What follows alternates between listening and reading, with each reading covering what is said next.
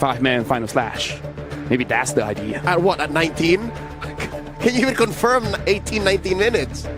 Okay, if they took instead of Granger, Farsha, I understand, they are a lot big. So you get composition, Tsunami Slam, Final Slash, Airstrike, everything, like you're burning out your opponents. But with the Granger, it's more a poke setup and you want longer fights.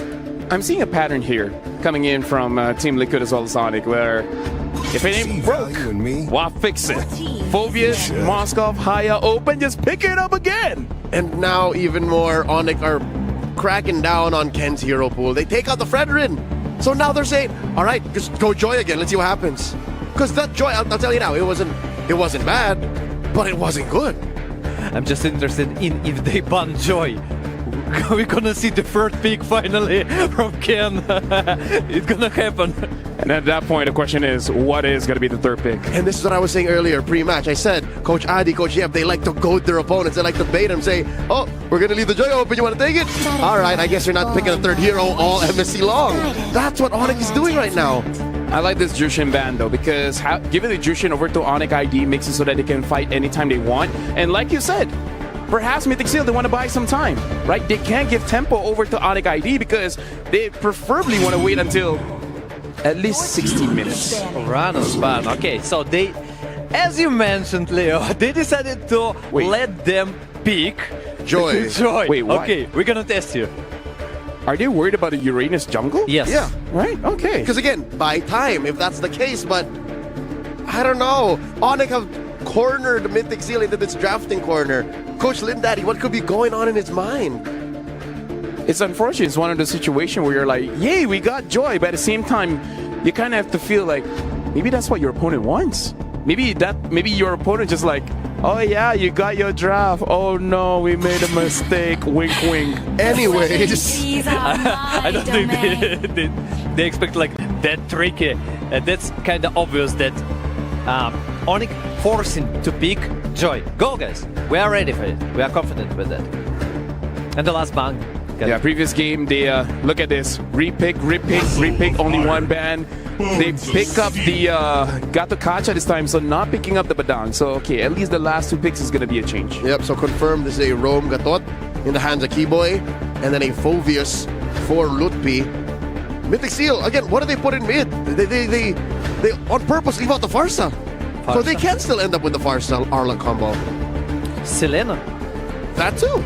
Selena Farsa. I think that's the option.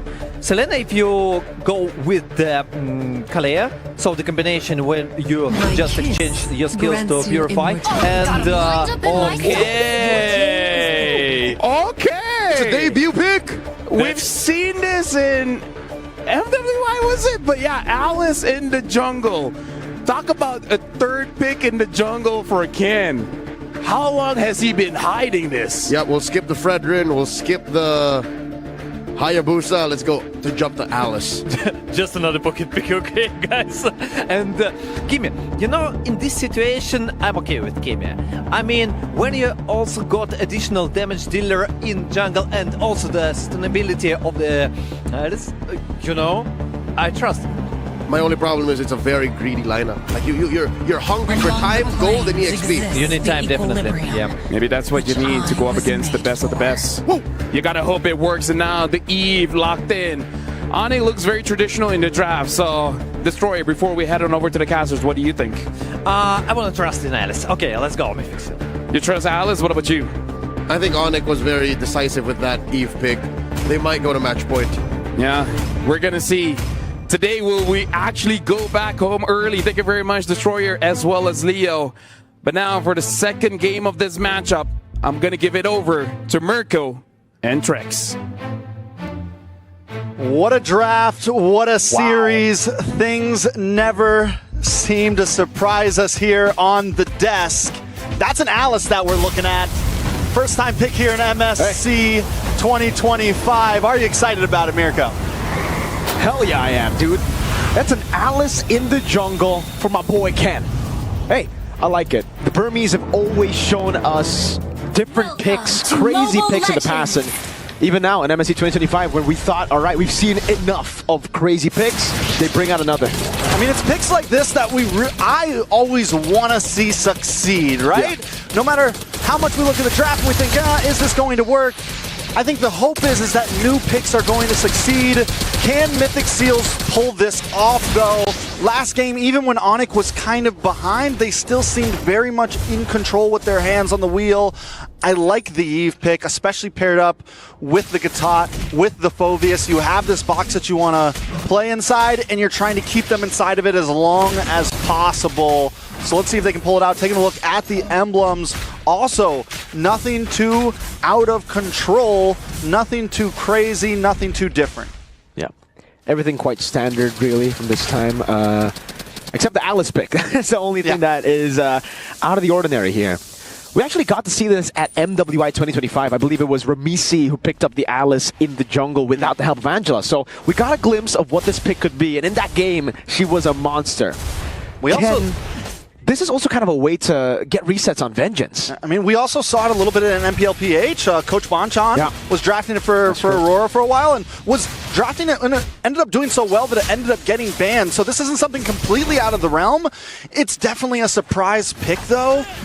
And I mean, yes, if it comes online, Kyrie's not going to be able to do too much against it. You have some dive into the back line. You have escapability. And Mythic Seal, just play it slow at this point. I think the real draft pick here that we're a little worried about is the R-Lot. They got to split up. That's how they win for Onic, right? If they clump up, they give a bit too much AoE damage. Final Slash. Get the Flowing Blood coming down as well. Keyboy able to go for the taunt and the instant engage with the RWM. Even with the Final Slash can be First Blood over it. Ken has just put himself in position where he's so vulnerable. What? Nico decided to stay. Shadow kill over a full chase. It'll be Kai to get the kill. And early on, it's a disaster for Mythic Seal. They lose 4 and a turtle. Bing, bop, boom, bop, bing, bop, bam. 4 members down. The stuff that Onic's on, you wouldn't understand. At this point, that's 4 kills. Nico stayed way too long, and I get it. They were all sitting at about 10% health. He just thought, if I could just get a couple more hits, I could turn this loss around. But sometimes that is not the way to go, and he pays the price for it. 3 minutes in, 2,000 gold lead, Mirko. This is already heading south for Mythic Seal. I don't know what to say, Trex. I mean, that couldn't have gone worse. Couldn't have gone better for Onic ID. Obviously, that's a 2,000 gold lead. Everything's within their grasp now. And guess what? They took away the purple buff too, and you really need it. You can already see how it's impacting Ken now. Dude, I think they were better off not contesting Turtle 1. Or, I mean, I don't know if they were going to contest it. It definitely couldn't have gotten much worse. Yeah, there shouldn't have been an abort button at some point, and Nico did not hear the call or did not click the button. It went from being bad to really, really, really bad, and it's continuing to scale more into Onic ID's favor. Ken taking a death that early on too hurts so bad. Losing a purple buff, losing any gold at this point is a problem. Loopy going to be able to bully this EXP lane. We already knew that was going to kind of happen, so it just puts Mythic Seal at even more of a disadvantage. Uh-oh, Final Slash used up by Kun, but Lippy's done the job, done the deed. He's already cleared up the wave now, and they're looking to go for this purple buff. And I think, please get it. Ken gets it without the retribution. Took the risk. For me, I think it's scarier for Alice to lose purple buff early than to die. So the fact that he got both, a death and purple buff stolen, was tough. Again, they go for the taunt, and they just get locked down. They shouldn't be engaging on Keyboy, just tanking it up. The Final Slash comes down. Keyboy with the AOG. Look, Infernal Pursuit to everyone. Oh, this is a dream come true for Lutpi. This is what you call walking into a wall over and over again, expecting some different results. Sans, and we're seeing why the Eve pick was so crucial. The moment that Ken comes in, Sans drops the RWM, it pretty much negates any bit of healing that Ken is going to get, and they're just able to have free realm. I mean, Mythic Seal is essentially doing exactly what Onic ID wants them to. Now it's 2 turtles down, almost a 5k gold lead. Mythic Seal's got to back off. They got to slow down.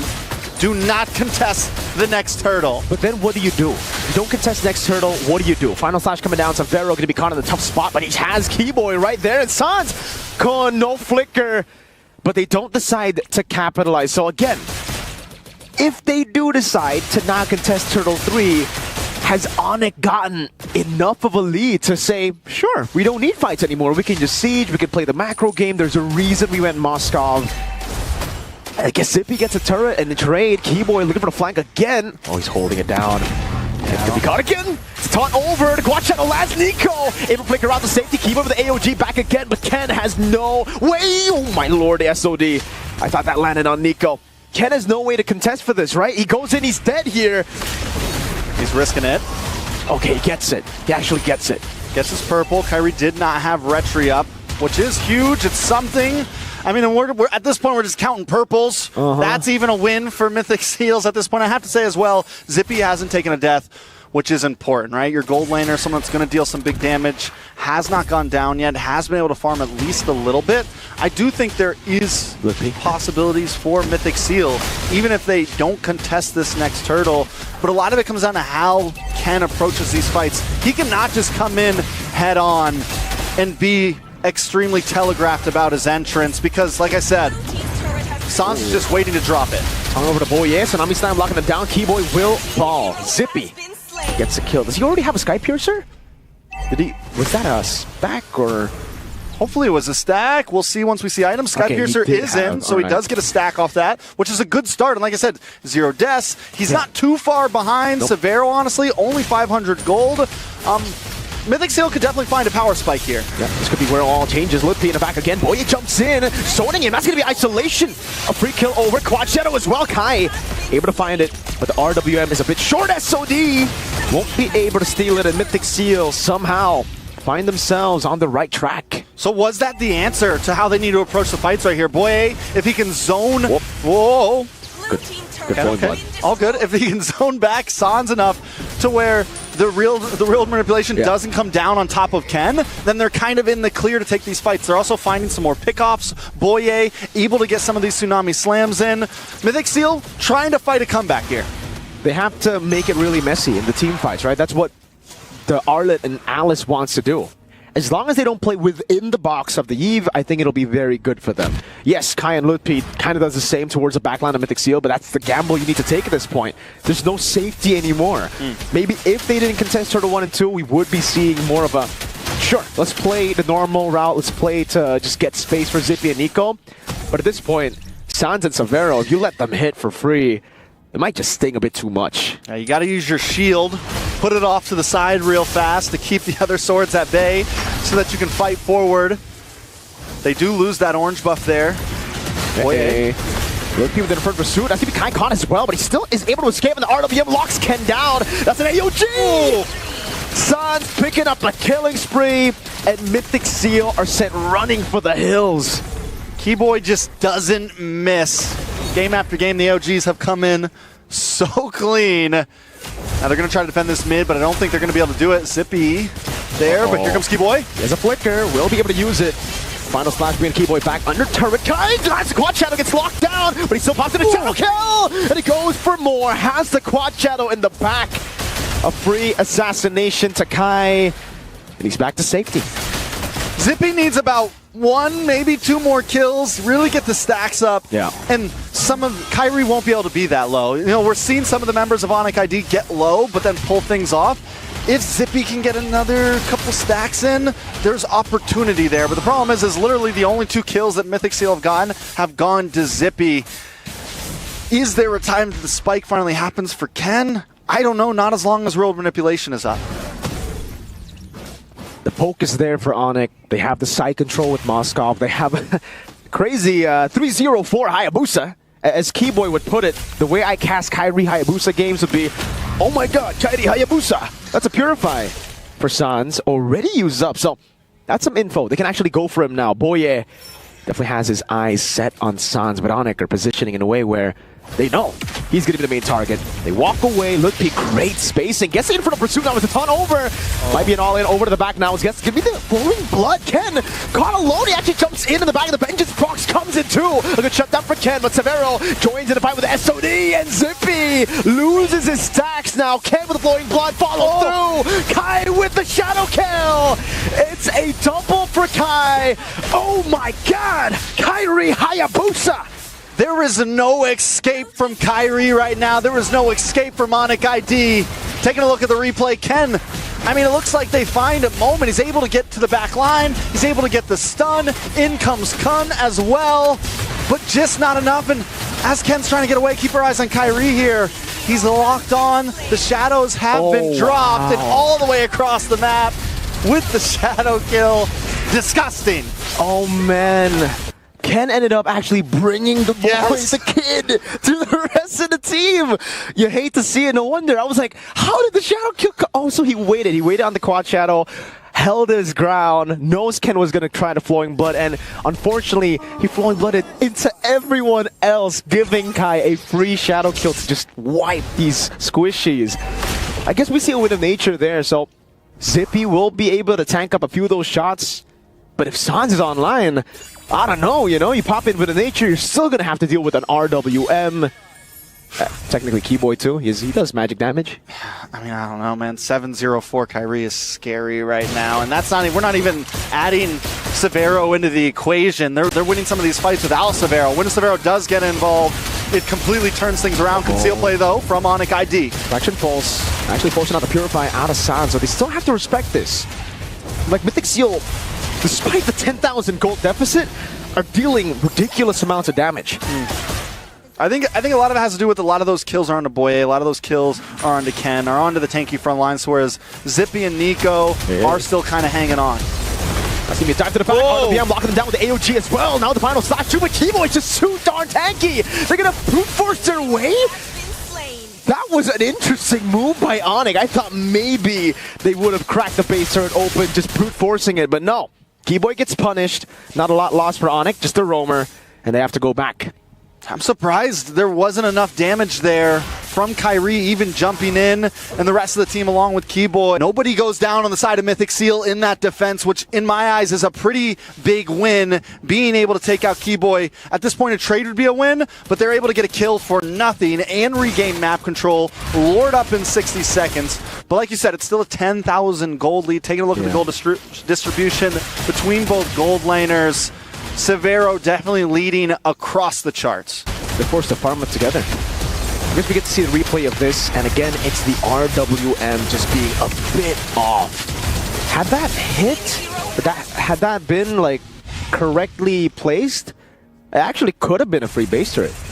Kyrie also backed off. He decided not to fully commit with the shadow kill. He jumps in for a second, throws out the shuriken, comes back, and is like, no, let's just back off. Let's play it safe. Let's play it easy.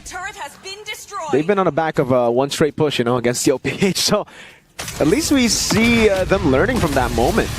It's an all-in. Oh! Wow, the Dark Wave actually landed on Nico across the wall there, so yeah, Mythic Seal just with the traction pulse, reading out the map. Again, their damage is pretty good. Like, for being 10,000 gold behind, they don't look like they're 10,000 gold behind.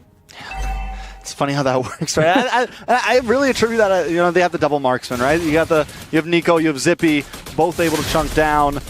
Granger in general, as we said before, he was never too far behind against Severo. 3-1-1. I want to say he lost some of those stacks after the third kill. Maybe he got the death after second kill. Can't remember exactly, but still lord up. Does a Mythic Seal even want to try to contest this? They are making a way around the map. When you have the possibilities with Ken, you might be able to flicker in. This is the thing about their composition, no Trex. They're kind of forced to group up always, right? Look for team fights, and that opens up a lot of space for Severo to continue to push in the side lanes, and that's what he's been doing. Waiting, stealing camps, holding on to this wave. And Onic is going to hold on to Lord. It becomes a game of macro now, and Mythic Seal are forced to respond. Keyboy try to go for a cheeky little engage. Oh, my damage, Sons! taking half of Nico's HP bar, stealing away the green camp. 200. Lord's too low. It's an all-in onto the back. Tsunami's time over. The RWM is a bit too far away, but still get the job done. A final slice to the back. Like Kai lands into the back, now finds a shadow kill, and it will be Ken Fallen. It's a full team wipe as Ken falls last. It's Salvero with a triple, Onic with everything. And with about 30 seconds on the clock for each member of Mythic Seal, Onic ID should be able to wrap this up and take us to match point. It's GG. Mythic Seal tried their best. They pulled out a pocket pick, but Onyx got it.